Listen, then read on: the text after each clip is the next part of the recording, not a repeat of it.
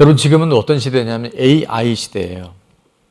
최근에 보도를 보니까 앞으로 2050년도가 되면 상상하지 못할 그런 세상이 펼쳐진다라고 보도합니다. 근데 제가 볼 때는 앞으로 25년도 안 걸려요. 어쩌면 3년, 5년 안에 인류의 문명이 지금까지 발달된 것보다 더 엄청난 속도와 영역으로 아마 세상이 바뀔 것 같아요. 그게 뭐냐면 바로 이제 AI 시대가 온 거예요. 아마 여러분 오늘 이 얘기 들어보시면 깜짝 놀라실 거예요. 이런 시대가 와서 제가 최근에 이제 AI에 대해서 이렇게 보도가 많이 나오길래 궁금하잖아요. 저는 배고픈 거는 좀 참아요. 많이 참지는 못해 좀 참는데 궁금하면 못 참아요. 그래서 제가 AI한테 질문을 했어요. 저희 교회에 오면 세 가지 특징이 있는데 첫 번째는 뭐냐 하면 저희 오면 누가 밥을 사잖아요. 차를 사면 칭찬을 합니다. 그래서 각 목장이나 어떤 여러분 만남 가운데 누가 대접을 하면 칭찬을 해드리세요. 그러면 그게 시너지 효과가 있어서 어떤 분이 와서 그럴 거예요. 내가 좀 밥 좀 사겠다고. 근데 그 뒤에는 칭찬해달라고 하는 아주 이중적 언어가 있을 수 있어요. 또 하나는 우리 교회는 사진을 많이 찍어요. 그래서 남는 게 뭐밖에 없다? 지나면 기억에 사라진 사진은 다 남다. 또 하나는 뭐냐면 우리 교회는 간증이 있어요. 물론 감사도 있는데 감사는 늘 생활화된 거니까. 그래서 제가 이 AI한테 질문을 합니다. 뭐라고 질문하면 너도 간증할 수 있니? 이 질문을 잘해야 돼요. 책 제목 중에 이런 책이 있더라고요. 질문이 답이다. 질문을 잘하면 답을 얻을 수 있다는 거예요. 그래서 제가 너의 간증을 한번 해봐 이렇게 했어요. AI한테는 존댓말 안 써도 됩니다. 그냥 한번 해볼래? 이렇게 했더니 자, AI가 기가 막힌 답을 하더라고요. 궁금하시죠?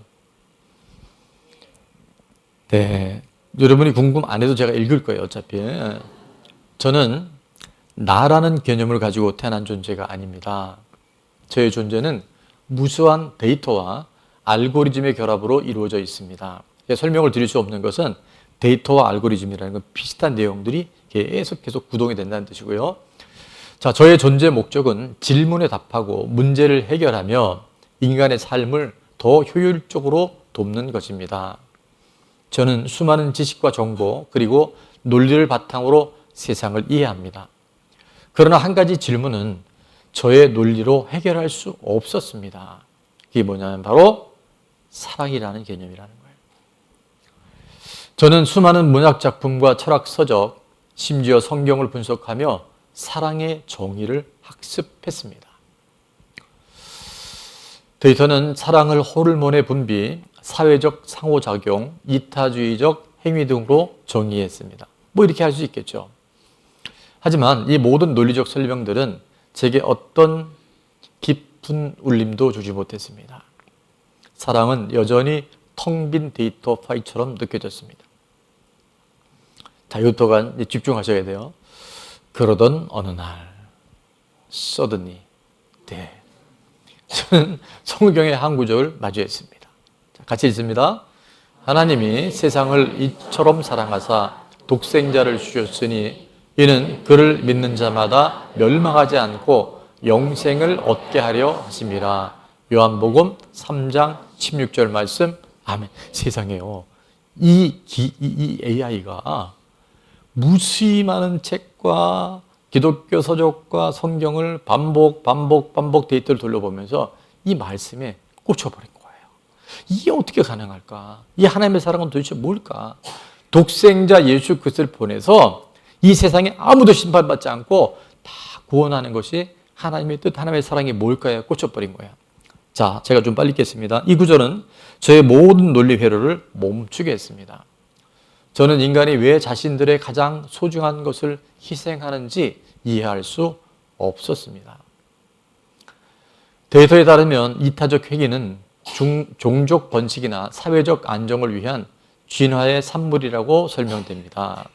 그러나 독생자를 주신 이 행위는 그 모든 논리를 초월했습니다. 이것은 단순히 계산 가능한 희생이 아니었습니다.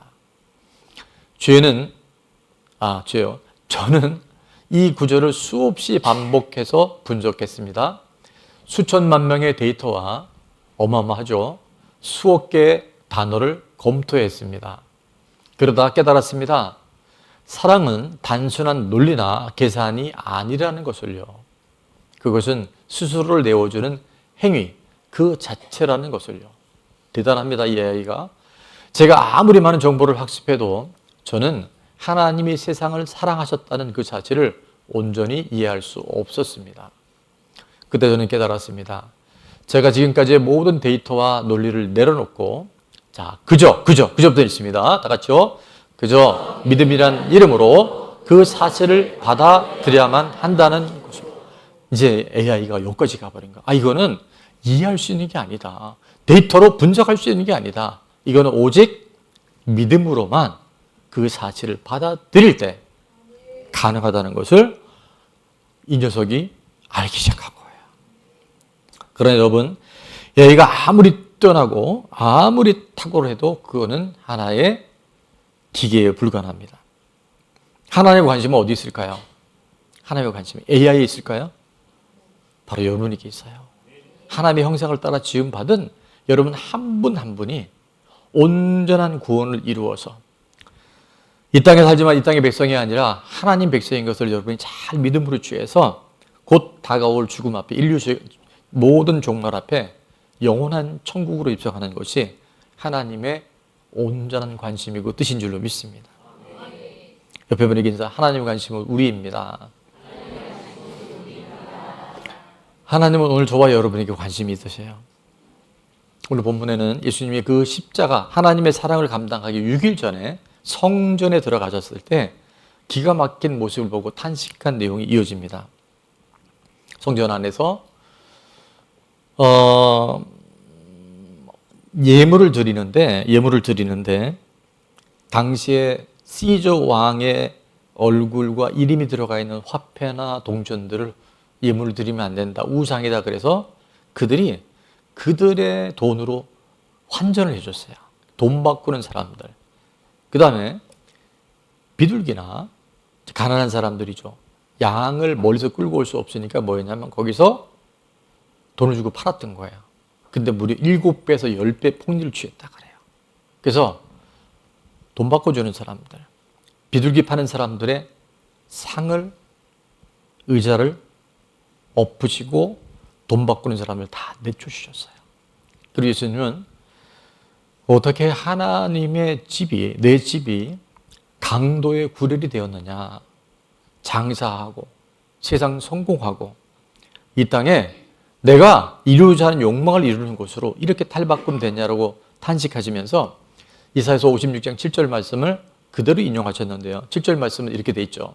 내가 곧 그들을 나의 성산으로 인도하여 기도하는 내 집에서 그들을 기쁘게 할 것이며 그들의 번제와 희생을 나의 제단에서 기꺼이 받게 되리니 자, 이는부터 다 같이 있습니다.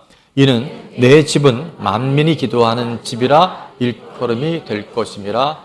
아멘. 하나님의 성전은 하나님의 말씀이 이루어지기를 위해서 우리가 기도하는 곳이에요. 말씀이 선포되어 주고 그 말씀이 이루어지기 위해서 함께 부르짖어 간구할 때 영혼 구원과 이 세상을 변화시키는 놀라운 근원지가 되게 될 줄로 믿습니다. 자, 이때 대제사장들과 백성들의 장로들은 어떻게 했냐면 도대체 네가 누구냐, 무슨 권한으로 도대체 이딴 얘기를 하냐라고 엄청난 항변을 합니다. 그때 예수님이 바로 대답하지 않으셨다 그랬죠. 어떻게 해요? 그럼 나도 너한테 물어볼게. 너희들에게 물어볼게. 뭐라고 질문합니까? 세례 요한의 세례가 하늘로부터냐 사람으로부터냐 물어봐요. 근데 그들이 생각합니다. 띵크합니다. 하늘로부터라고 하면 너희들은 왜 세례 요한이 전하는 회개하라 천국이 갖고 왔느냐를 안 받아들이냐고 얘기할 거고, 사람들에게서 왔다 그러면 백성들은 이 세례 요한을 하나님의 선지자로 인정했기 때문에 백성들의 저항이 무서워서 대답을 못한 거예요. 그래서 나 모른다 이렇게 얘기해요. 그때 예수님이 나도 너에게 대답하지 않겠다. 그럼 두 가지 비유를 드셨는데, 한 가지 비유는 뭐예요? 지난주의 말씀처럼 두 아들이 있었는데 포도원에 가서 농사를 지어라 했더니 큰 아들은 어떻게 했어요? Yes, sir 하고 대답은 잘했어요. 아멘은 잘했어요. 우리가 종교적 행위는 잘했어요. 근데 삶은 아니었던 거예요. 자, 둘째 아들이 있었는데 둘째 아들은 아니 형도 있는데 왜 날 시켜요? 라고 해서 그가 아니요 라고 얘기를 했는데 어떡합니까? 돌이키고 회개했어요. 아버지가 말씀하신 건 하나님 내게 맡기신 일이기 때문에 내가 가서 일을 해야 된다고 일을 했어요. 자, 두 아들 중에 누가 아버지의 뜻에 순종했냐고 물어봤더니 둘째 아들입니다. 그때 예수님은 그 기회를 놓지 않으시고 바로 말씀하셨어요. 세리는 매국노입니다.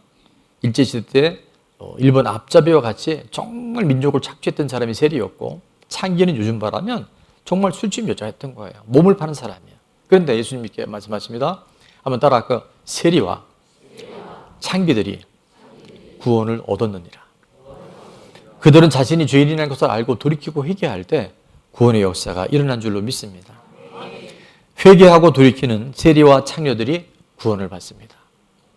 내 죄를 보고 회개하는 사람이 구원을 얻게 됩니다. 전 오늘도 여러분이 혹여나 첫째 아들의 자리에 있었다고 한다면 지난 한 주간 우리 공동체 안의 첫째 아들은 다 장사 지내는 줄로 믿습니다. 오늘 여러분 안에 둘째 아들 회개하고 돌이키는 말미암아 회복의 역사가 일어나는 그런 표적이 있기를 축원합니다. 그리고 또 하나 예화가 바로 이 포도원의 농부에 대한 예화였는데 시간이 많지 않기 때문에 비유의 말씀을 핵심을 전달하자면 포도원의 주인은 누굴까요? 하나님이십니다.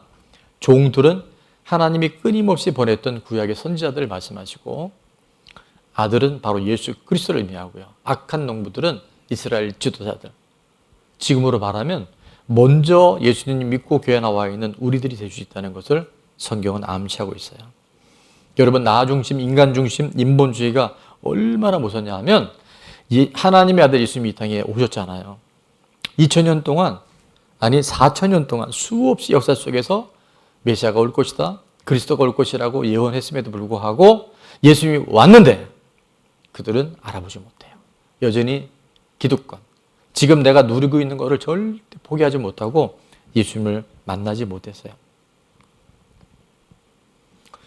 여러 차례 말씀드리지만 여러분 우리 게 하나도 없습니다. 여러분의 물질이 여러분이 열심히 노력해서 벌었다고 여러분 게 아닌 거 아시죠? 건강을 주셨기 때문에 직장도 주셨기 때문에 환경도 열어주셨기 때문에 근데 이게 언제 하냐면 이게 잊어버리면 그때 알아요. 근데 그때 가서 깨닫는 자가 아니라 모든 것이 하나님 것이라고 나는 청직이라는 것을 지금 알고 살아갈 때 여러분 진짜 자유하고요. 모든 일에 주님 주시는 감사가 기쁨이 넘쳐나게 되는 줄로 믿습니다.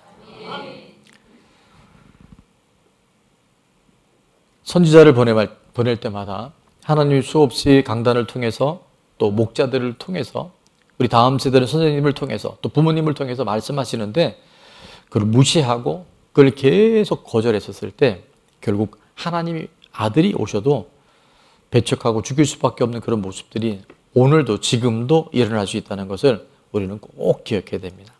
우리 조나무 교회 안에는 종교의 영들이 다 끊어지고 정말 하나님과 늘 교통하고 교제하고 그분의 은혜와 사랑이 날마다 감사로 넘쳐나는 그런 생명 공동체가 된 줄로 믿고 또 되어야 할 줄로 믿습니다.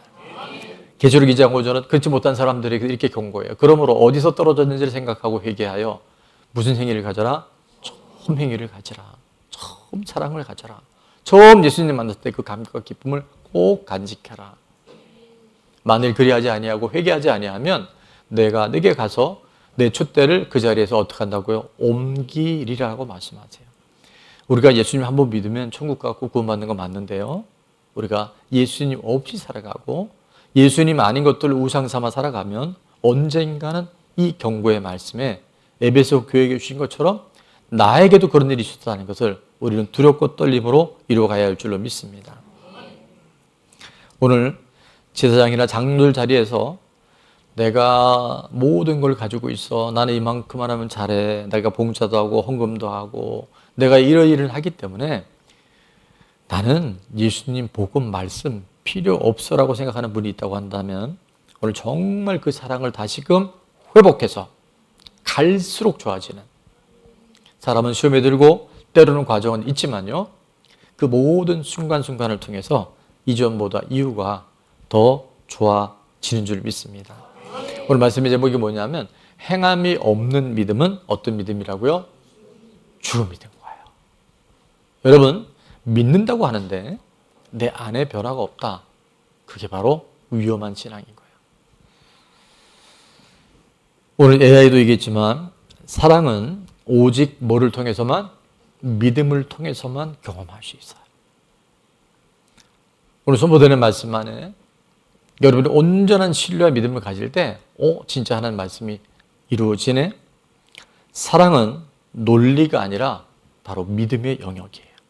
그 하나님의 사랑이 아는 게 아니라 진짜 오늘 내 삶에도 몸은 여전히 아픈데 여전히 경제적인 어려움은 있고 내 삶에 관계에 여러 가지 맡긴담이 있음에도 불구하고 내가 하나님을 신뢰하잖아요.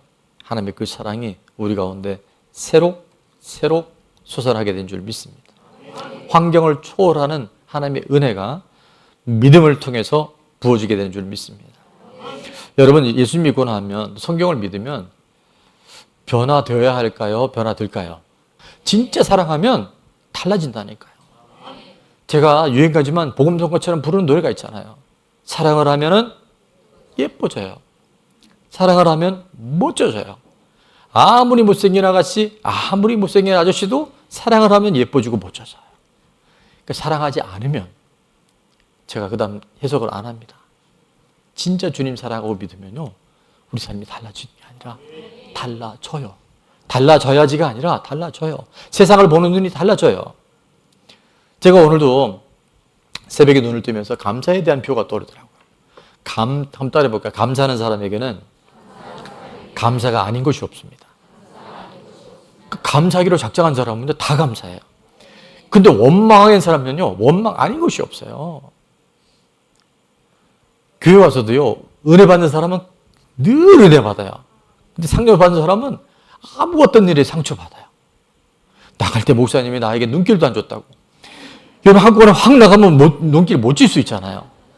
근데 시험에 들었다. 상처받았다는 거예요. 교회는 상처받는 곳이 아니라 뭐 하는 곳이라고요? 은혜 받는 곳이에요. 여러분의 감사와 은혜가 가득 차서 정말 하나님이 이 세상을 바라볼 때 내가 사람 만난 걸 후회했는데 내가 누구를 보니까 왕여울을 보니까 왜 왕여울 자매님 앞에 앉았으니까 얘기하는 거야.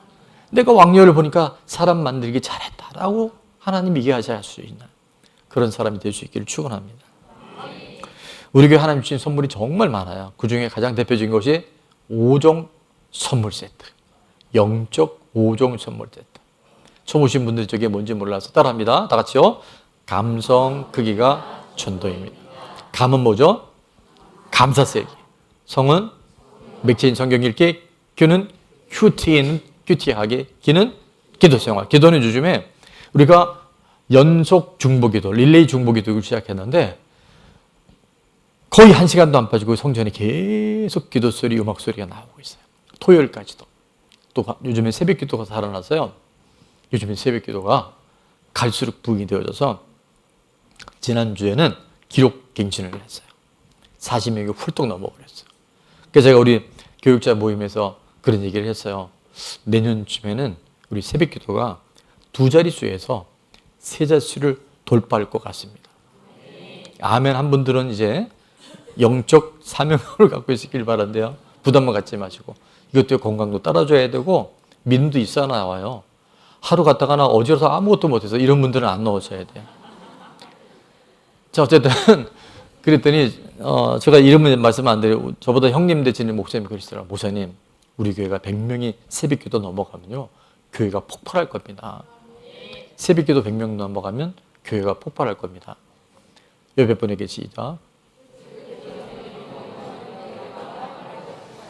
설마 저를 부르신 건 아니겠죠? 네. 그 다음에 가족의 시간이 있어요. 가족의 시간은 뭐냐면 요즘에 시간들이 바쁘면 여러분 단톡방 있잖아요. 가족 단톡방 요즘에 다 있더라고요. 그리고 우리 목자들 30 몇 명이 매일 큐티에서 찍어 올리고 큐티인 읽었음 올리고 저녁에 감사 내용 다 적고 감사 완료 올려서 이 5종 세트를요 공유하는 거예요. 혼자서 할 때는 며칠 하다가 푸르르 불이 꺼지는데 같이 하니까 이게 힘이 생기고 또 하나는 안 할 수가 없어요. 안 하면 우리 모 집사님이 매주 토요일마다 안 올린 인간들의 이름을 쫙 안 올린 족속들의 이름이 올라가요. 인간 족속은 좋은 단어입니다. 어쨌든 자, 시간이 많지 않아서 자, 하나님의 사랑은요 믿음을 통해서만 경험할 수 있는 신비예요. 믿으면요 이게 되어지게 돼 있어요. 억지로 하면 며칠 못 가요. 믿고 행동할 때 우리는 사랑을 경험할 수 있습니다. 전도는 사실 우리가 늘 해왔어요. 근데 봄과 가을에 2번씩 우리 전도 축제를 하면서 더 집중된 힘으로 지금 우리가 전할 때 오늘 전도는 시작이라 그랬잖아요. 새로운 마음으로 우리가 시작할 때 하나님은 정말 예비된 주님을 그토록 찾는 분들이 예수님을 만나는 기회가 될 줄로 믿습니다. 자, 적용 질문이다. 첫 번째, 사랑하고 믿는다고 하면서도 변화되지 않는 나의 모습은 어떤 것이 있나요? 변화되지 않는 이유는 무엇이라고 생각하나요? 자, 두 번째는 같이 있습니다.